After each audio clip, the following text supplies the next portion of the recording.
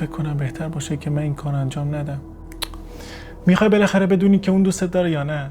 آره، ولی ما فقط باید یه بار بازی کنیم، بعدش فقط سوال بپرسیم که اون تو رو دوست داره یا نه، بعد بازی رو تمومش میکنیم.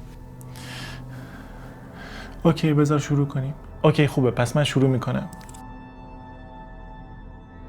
آره، من الان میتونم از این سوال بپرسم.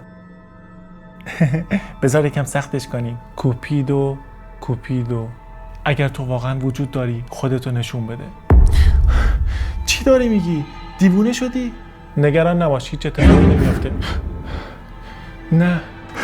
چی شد؟ این دیگه چی بود؟ نه من دیگه رفتم. نه وایسا. تو دیگه داخل بازی هستی. تو باید از کوپیدو خواهش کنی که تو رو از بازی خارج کنه، وگرنه اون تو رو میکشه. باشه انجامش میدم. کوپیدو منو آزاد میکنه.